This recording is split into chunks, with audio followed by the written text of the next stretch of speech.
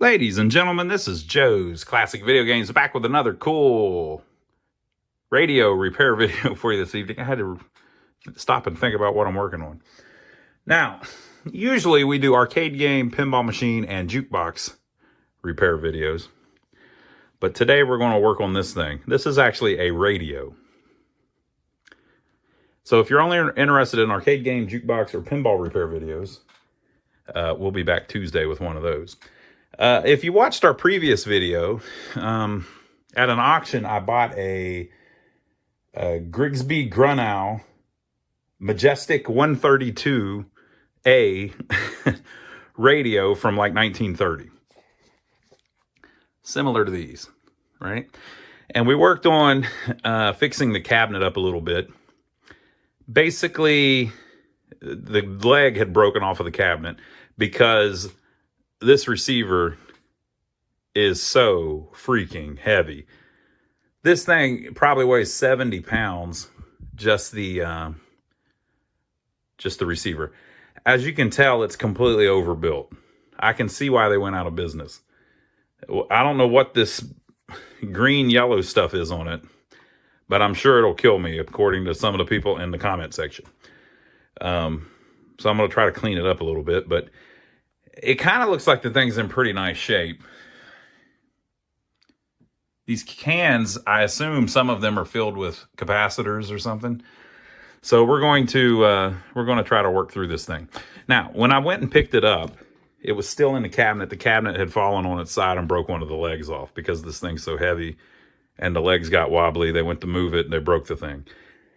There wasn't a bunch of damage to the side of the cabinet, so I think they must have been standing there when it happened and were able to just set the cabinet down. But the leg broke clear off of it. We fixed that in the previous video. If you didn't see that, go back and check it out. So the cabinet is ready for the receiver to go back in it, but the receiver sure needs some help. It kind of looks like a tank. So when I got there, it was laying on its side. Just to move the thing, I wanted to flip it on its top. And I didn't want to do that with the receiver and everything in it because it weighs a ton. So I carefully removed the receiver. The only problem that I ran into was with the power cord. The power cord had a little grommet thing that was holding it in the strain relief that was holding it in the cabinet. And after looking at the cord, I decided, you know, nothing's lost if I just tear this thing out. It was in pretty rough shape. So I decided to just go ahead and take it off so I wouldn't be tempted to plug it in. Most of it's all right. See, I would have been tempted to plug it in, right? That looks real bad, but there's nothing wrong with that.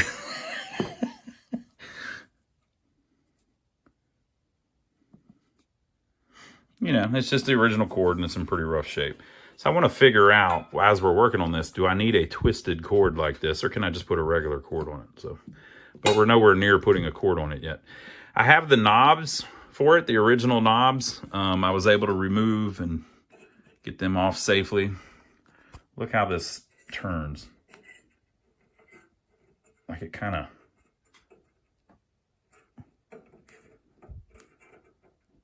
rolls it around. So I guess we'll figure that out.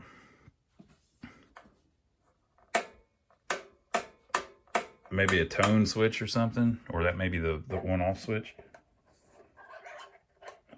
And I suppose this is the volume.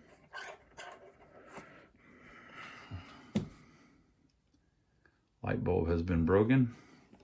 Probably ought to take that out before it shorts out. You don't think there's any broken glass on there, do you? Oh, it's the old type that screws in.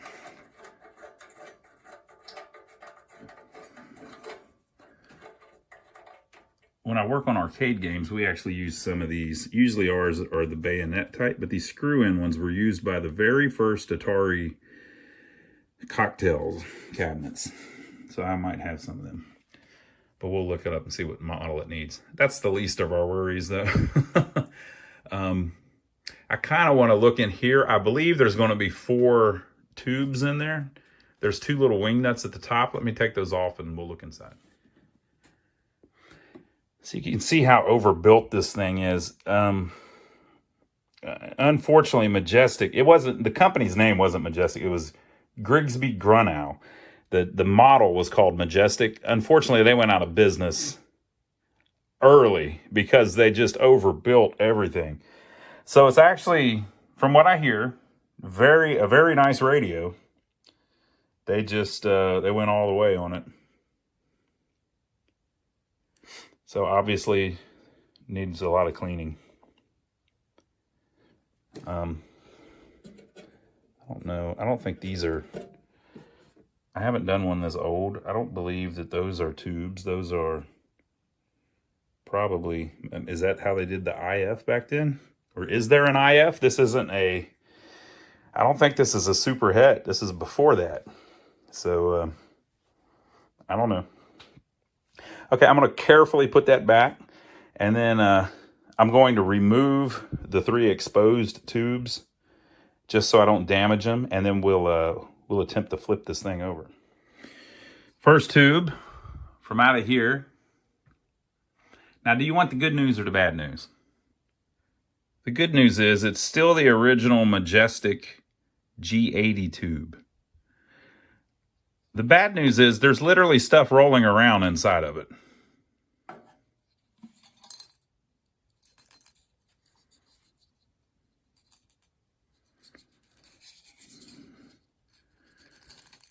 I think that one's done.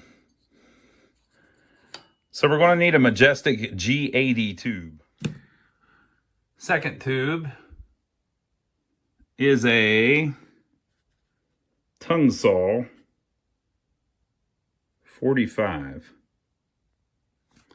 And it doesn't rattle.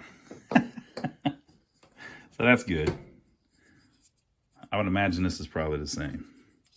We've got an RCA Radiotron 45.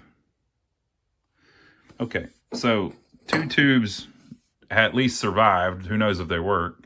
And one is very damaged. That G80. I wonder if I've got one of those. Well, apparently that's just a rectifier.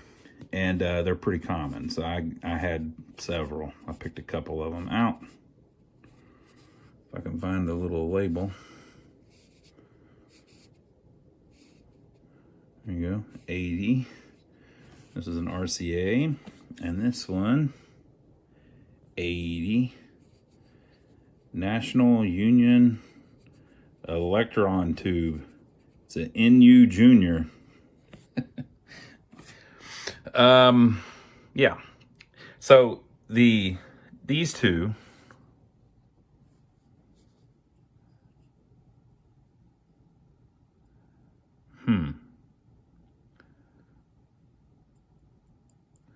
This might be in the wrong spot or something. We'll figure all that out. But I think there's 2 24s and 4 45s, and then the 80. That's all there is. So I would think that those would be the 4 45s, but maybe whatever, right? So I think it said that there were 2 24s that are the final output. You'd think that would be that, but maybe not. We'll get all into it, folks. Okay, so these cans are so interesting. There's these big metal cans on the top of it all over the place that I'll bet are filled with tar.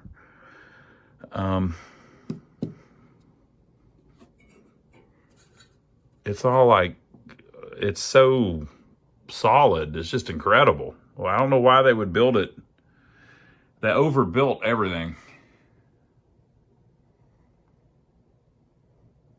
That those 2 little clips there are where I think the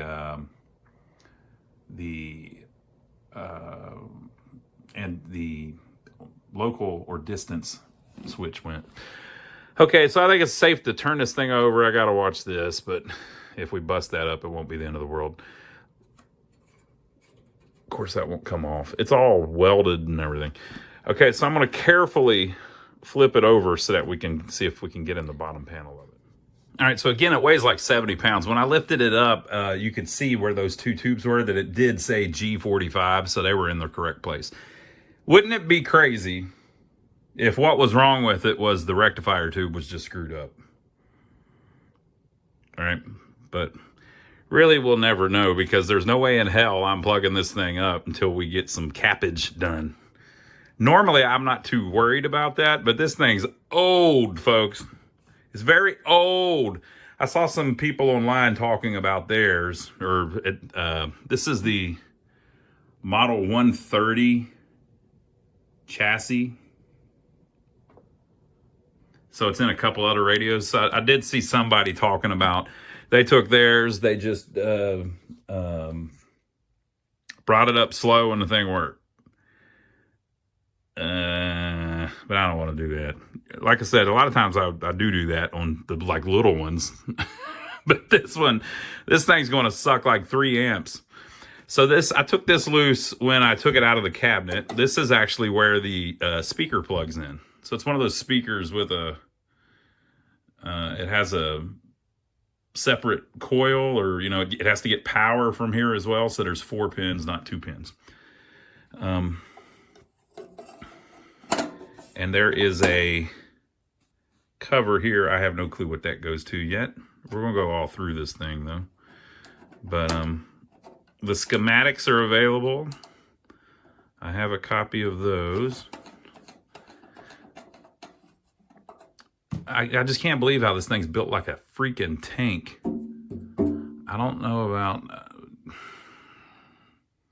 somebody's been in it, because there's screws missing. But they're evenly missing. You know what I mean? So I don't know. But yeah, let's see if we can take the bottom of it off and look inside of it. Well, I got a first here, people. This is the first one that I've done that somebody has hacked all to hell. Ah, look what they've done to me. Good Lord.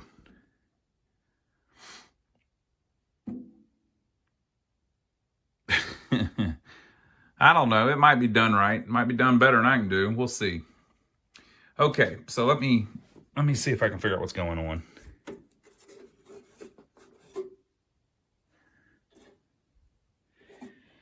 I have no clue what those even are. Are those caps? Or coils or something? What in the world? Okay, so see that red wire there? It's going into that, whatever it is. Good God almighty.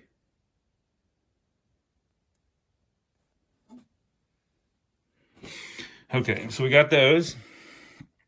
Here are our controls. And then you have this large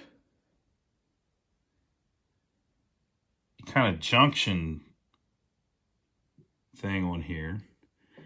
Luckily, there's pretty good documentation on these, so I already knew this would be in there.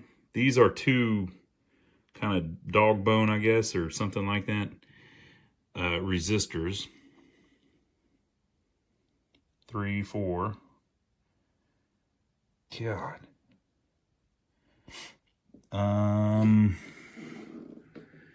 That's going to be the rectifier socket. This, there's some kind of plate under there. Oh, you know what that is? That's where you hook the power line in. They actually have they have different taps on the transformer, so you can adjust for line voltage. So I think there's 115, 120, 125 or something like that. So that's that. One of the big cans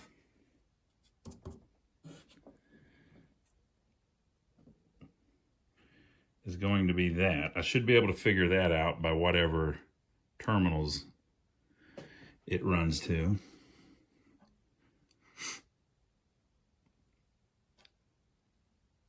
Another big can there and another big can there.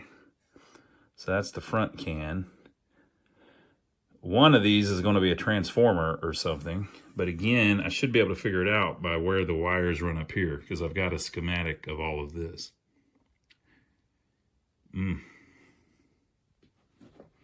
Got a lot going on, folks. Okay, so that's that side. So then we have this side. I don't know what these cans are up here. There's some little chokes and coils somewhere too that I've seen on the schematics. So that's a can. These are the two 45 sockets. This is a can. And then here are my two 4 sockets that are inside that cage. I have no clue what this is, that is, or that is. I'm just going to have to work through the schematic slowly and just try to figure out what everything is. Is this yellow line damaged or just dirty? No, it's damaged, isn't it? So I might have to rerun that.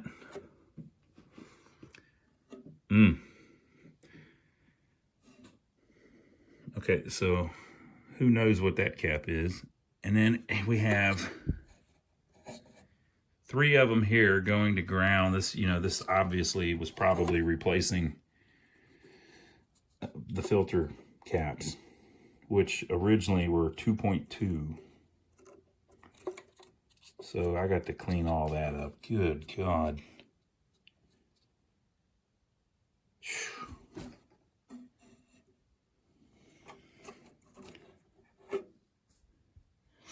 I'd like to know like where that was, you know, like which one of these cans was it?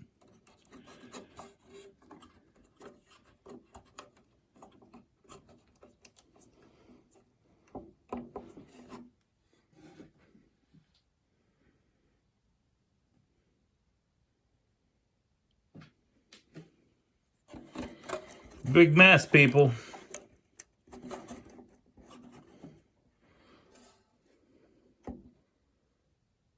It's a 0.25, 600 volt. All right, so I should be able to track it down with the wiring. Okay, so let me get the schematics and we'll look over that and just kind of get a general idea of what in the world we're even looking at. Maybe I can identify some of these caps from the schematics.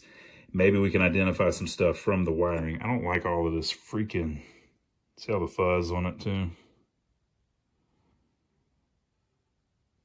I think most of it's probably fine. It just needs cleaned and straightened out a little bit. There's one of the missing screws. That's always nice when you find the screws inside of it. Here's a glob of solder.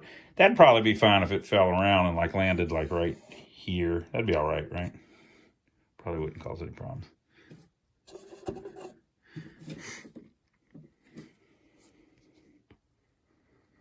What a beast. So I just figured out the can actually comes off. So is that how they worked before they were super hit? Looks like this is the type of thing you just leave alone. Put that right back how it goes. So here is the schematic. I can't print the thing because of the evil printer people. I have a printer that it updates the firmware like once a week, and then it appears that the firmware update is just to tell me that my ink's no good. And if you if you print constantly on your printer, everything's cool. But if you don't print for a few weeks, everything dries up and it doesn't work right. So if you're someone like me who only prints something every couple weeks, a printer is completely useless, because whenever you go every 2 weeks to print something, it will not print. So that's where we're at right now. But this is what the schematic looks like. Through the magic of video editing, I can show you that. So we need to check through some of this stuff and just see if see if the resistors are in spec, and try to figure out what these three large resistors are. I mean, capacitors are. I think they're the A, B, and C down at the bottom there, the filter caps. So maybe we'll check into that first. Those apparently, according to the bottom, for a 50 to 60 cycle, 50 to 60 hertz, radio, they should all be 2 microfarad. So let's see what the replacement ones are labeled. So I took the tape off of those. Actually, it says 0.25 600. This one says 25 600. I would assume that's 0.25 as well. And then this one says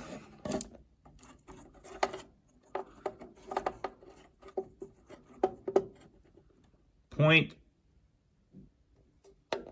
maybe that's the same. I was thinking that said 0.3. Okay, yeah, that's another 0.25 600. That is kind of strange. So 3.25s, and then we decided this one was, you folks just saw it, but for me it's been a couple days.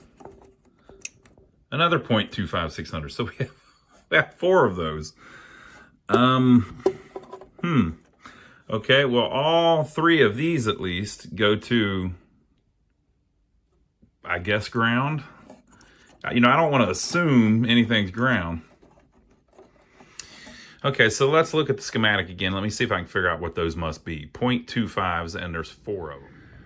So our 3 filter caps, or what I assume are the filter caps, the 2 microfarad caps, they must still be in a can. The 0.25s must be to replace these 0.3s, but however, there are 1, 2, 3, 4. There's 5 of them, and there's a 0.4 or a 0.04. But we do have that one that's 0.05 that's visible. So one of the 0.3s is missing. What are you doing, folks? Why would they halfway do it? Like, why would you replace 4 and not the 5th one? Very strange. Okay, so let me show you another little thing that I found online that will help tremendously on this. This is a wiring diagram for that chassis. I've only got half of it though. The Grigsby-Grunow released at some point. It's pretty good though. It shows you all of the resistors, all of those terminals that we were looking at, and it shows you where the filter caps are. So they are in a can to the side of all of the terminals, and they have a green, a blue, a red, and a black wire running out of the can. So that's our original filters. Let's see if they're still hooked up. So here is that terminal, and yeah, green, blue, red, and I suppose that's black. Maybe. Might need to rewire some stuff, folks. But yeah, so this can here is the original filters.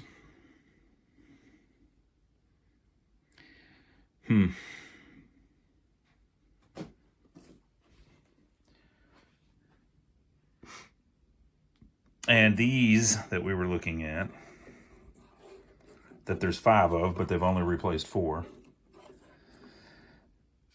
all come off of these RF 24s. And this is the 0.05 that also comes off of them. So we have one of these that's missing. Maybe it's in this can. Luckily, this hasn't been turned on in 1,000 years. That can is still all sealed up, but it looks like somebody's been messing with it. So, kind of a mess, folks. You radio folks probably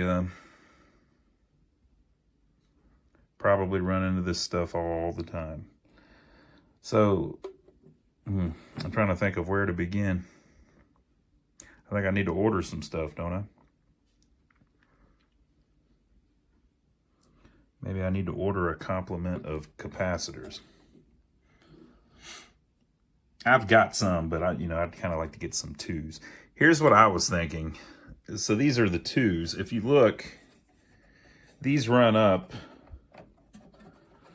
out of the can there to these terminals. So one of them here, this was probably the red, attaches there. So that is leading down to the one of the 2 microfarad capacitors, and then the black, which I suppose is maybe this one. We'll have to figure out. Maybe that's green. Is running to the ground is one of these, and then the 2 is one of these. So I'm thinking much better than all this would just be a radial cap attached to whatever 2 terminals it needs, or even on this side because they're connected, and just put the 3 caps up here wherever they go and get rid of that. Just leave it in place, but disconnect it, and that would fix that. And then over here, basically duplicate what they've done, hopefully clean it up, make it a little better, and then hopefully replace the 5th one as well. Let me see if I can look at the schematic and figure out which one's which and where our 5th one is. Okay, so there is a cap inside this RF coil, I guess you would call it.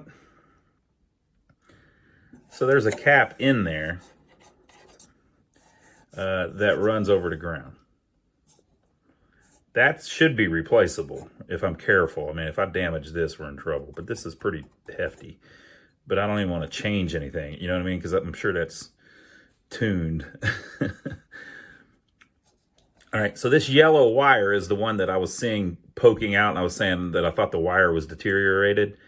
But that will be easy enough to repair as well, Just run a new one and then lightly solder it there, and you should be good.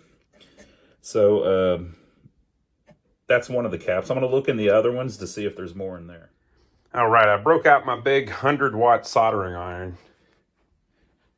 I usually use this little Weller here, but it's only 70 watts, and it's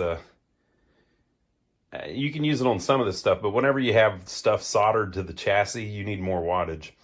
So this thing is working great. This is an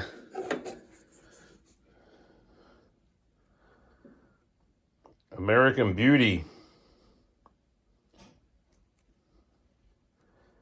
American Electrical Heater Company. 100 watts, number 3138. Detroit. And that's the little cradle for it. I got that at a thrift store with like 10 rolls of solder and all kinds of other tips and stuff for it for $12. What are they thinking? I don't even know if it's vintage. It's got the old cord on it, but it's in such nice shape. I think it might be like a new one. I think they still make them. So I don't know. So I used it to heat up this cap block that was still soldered to the side, because the problem that I've got is all of these wires are heavily deteriorated, so I can't leave that. And they've already been messing with it, so I don't. So my next thing is to try to figure out on the schematic what's what. I should be able to tell from this. So we've got a blue wire, a black wire, and 2 yellow wires.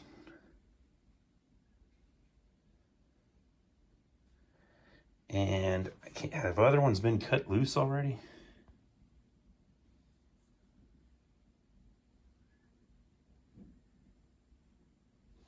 It may have already had other wires removed. Maybe they tested it back in the day and figured out one of the caps was bad, so they put one of these in and then left the other ones hooked up or something. I don't know. I'm getting rid of it. That one's going bye-bye, and then there's another one here. It's going bye-bye, and then you've got these two, which seem to be different. I guess maybe I can leave them, but I don't know. So I'm trying to work on this first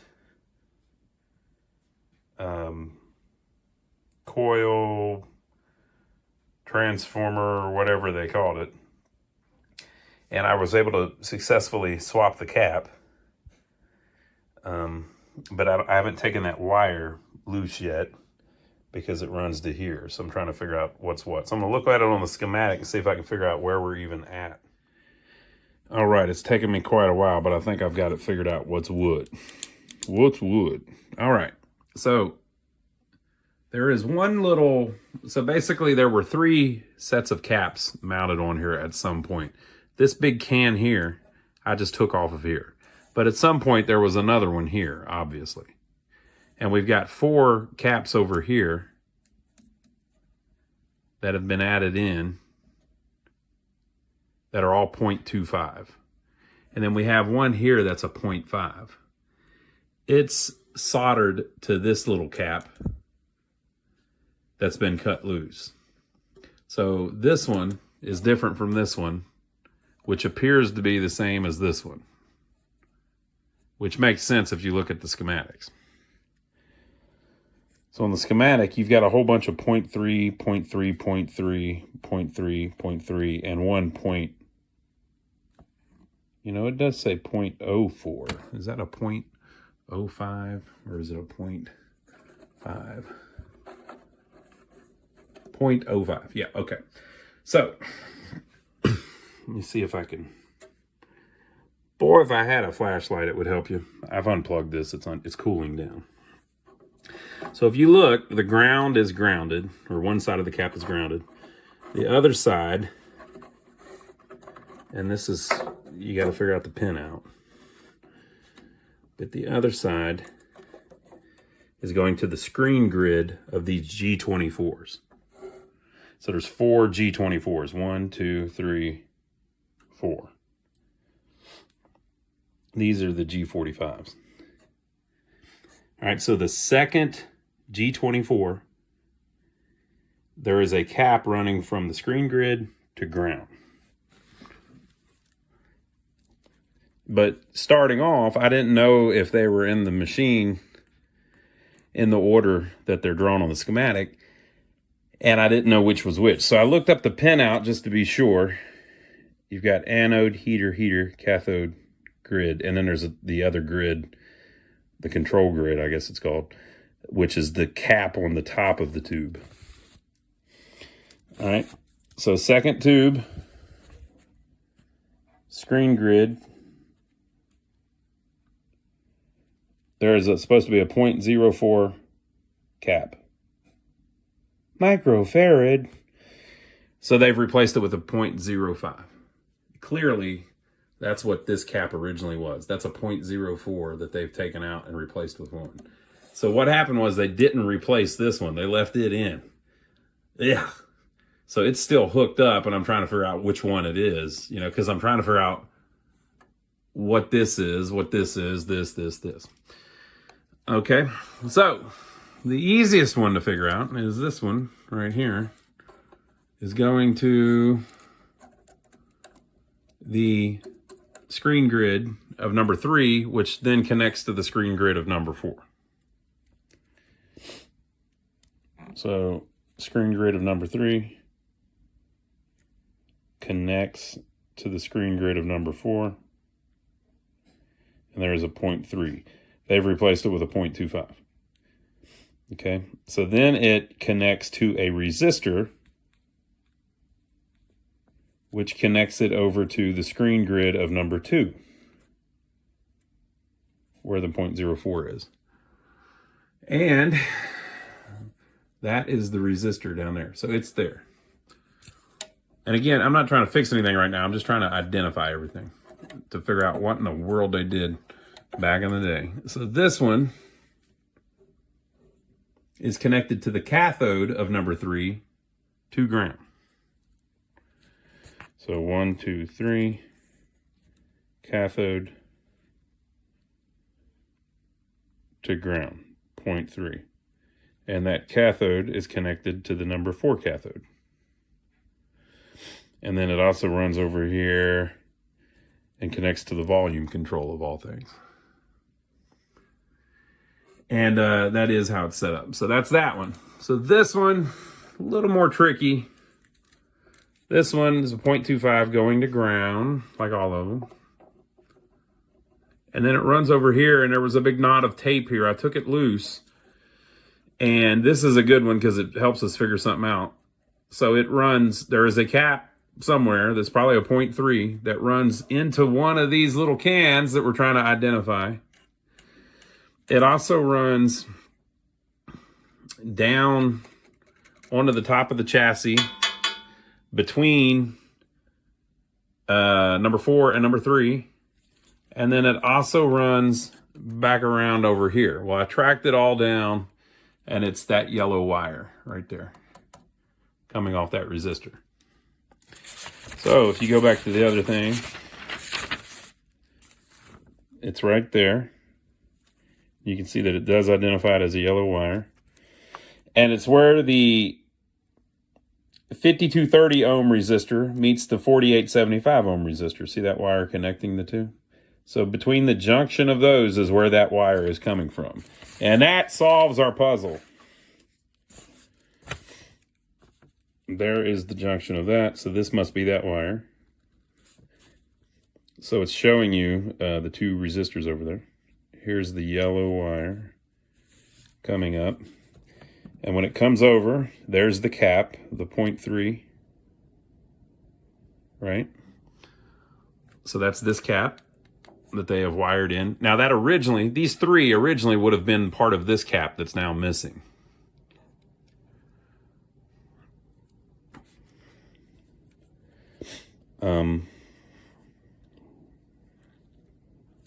So that's this cap.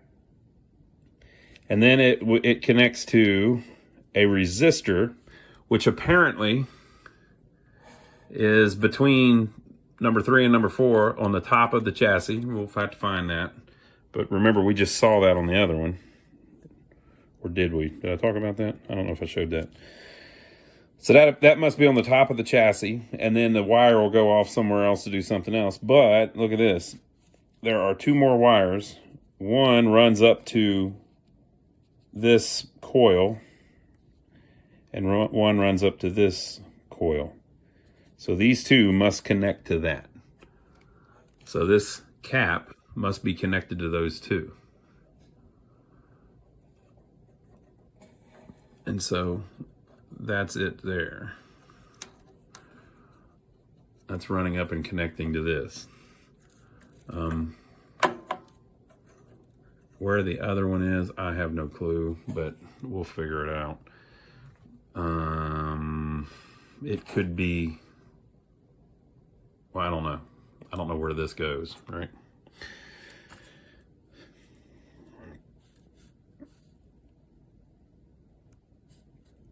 So this and this must both be connected together somehow with that red wire. So those cans are these. Coils, chokes, I don't know what they're called. Condenser, maybe. I don't know. What did I call them? It's going to be called different things on every one of them, I'll bet. All right, so that's that. So I have found that cap. I have found that cap. I have found that cap. I found this cap.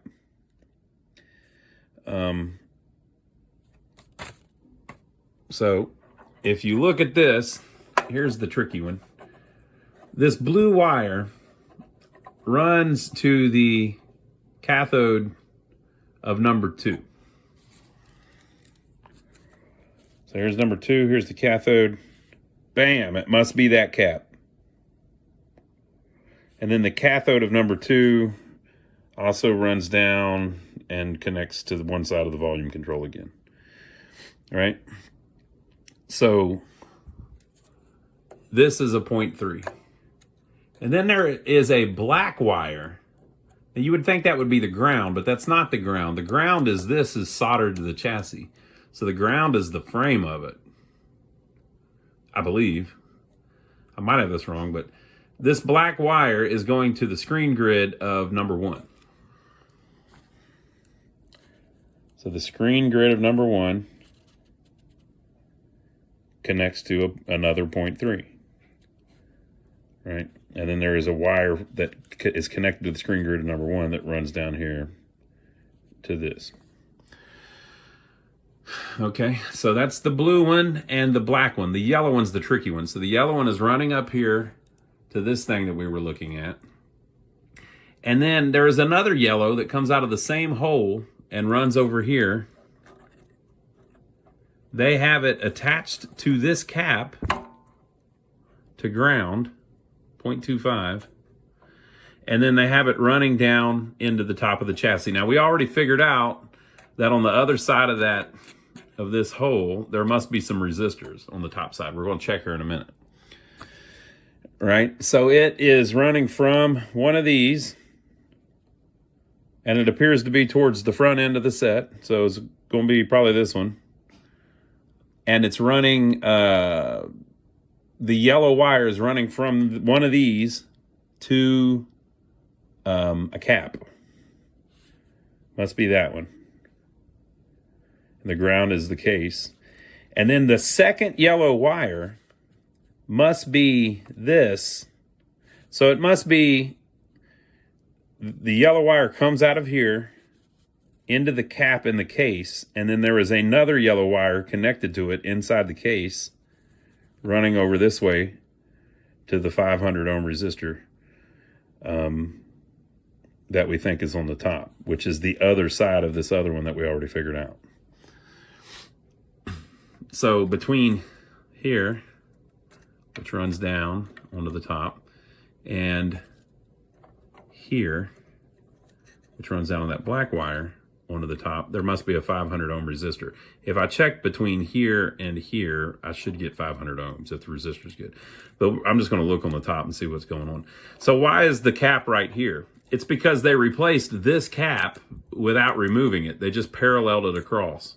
So instead of cutting that wire, and then they would have had to rejoin the wire, they just added the cap on top of it. I've heard of people doing that before, you know. So if the cap's bad, you just parallel one across it, which isn't a good idea, but because the problem you run into is the cap can short. But it could be that these never short, so who knows? I don't know. But I think that's what we got going on. So I think I've got it figured out. So let's flip it over, and I want to look in there and see if I can find a 500 ohm resistor. So there is a case on the top of it. Okay.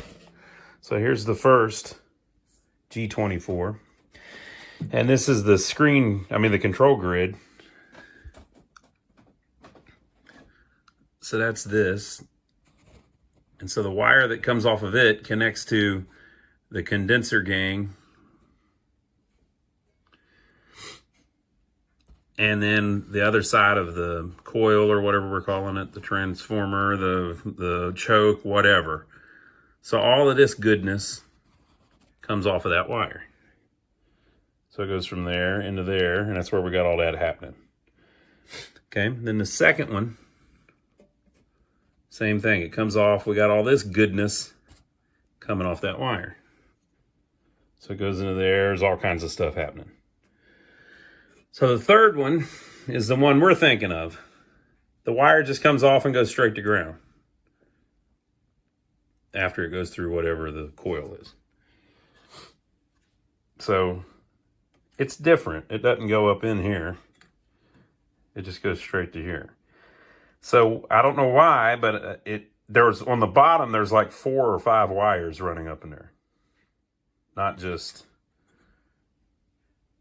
there wouldn't be anything, really. This just goes through whatever's in there to ground. So why are there extra wires going up in there? I'm missing a 500 ohm resistor, so this ought to be in there somewhere. And maybe this one too. No, I got this one. This one's missing. Okay. So I don't know why they would have it hid up in there, but it appears that's what's going on. We're going to find out here in a minute with the screwdriver. Okay, so the fourth one, control grid, has all this crap coming off of it, which is all up in here. So I think we're right. I think we got it figured out. So this thing is held on with a couple screws. I'm going to pop it loose and see if I can tell that there's a resistor in there. Look at this. It's just amazing to me how they designed stuff back in the day. They spent so much money. I don't even know if I can get the camera down in there where you can see it. Yeah, we'll zoom it. We're going to zoom it, baby. So look at this. That's like 4 wires running up inside of this thing, which is all potted. And it appears that there's like a 500 ohm resistor inside of that thing. I don't know why they would do that. I don't know if they were trying to hide stuff so you couldn't figure it out or something. You know, they were all patenting things, and Majestic thought they really had something going on here. So, I mean, maybe they were literally hiding components so that you wouldn't be able to figure it out and reverse engineer it. I don't know. But it appears there's a 500 ohm resistor hid inside that thing. And all this is doing is going through that coil to ground, which is, you know, the case. Okay, this is the damnedest design I've ever seen. So here is our weird hole. There are 4 wires.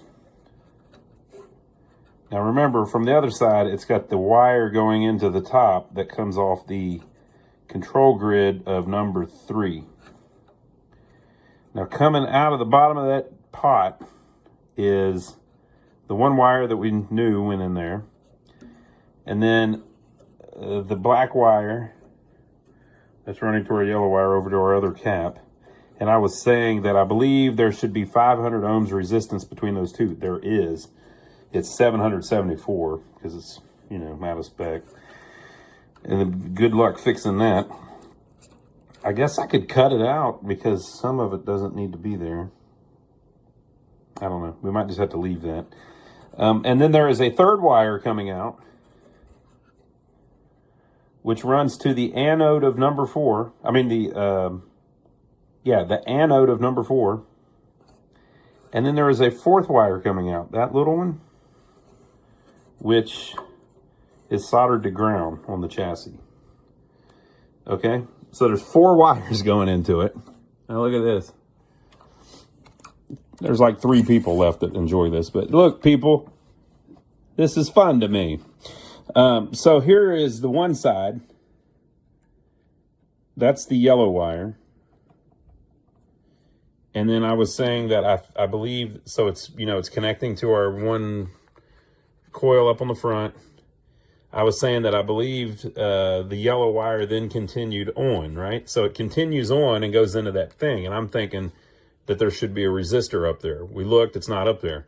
But if you measure between here and here, it's there. It's 774 ohms. So that confirms that. So the wire that comes out, it runs over here.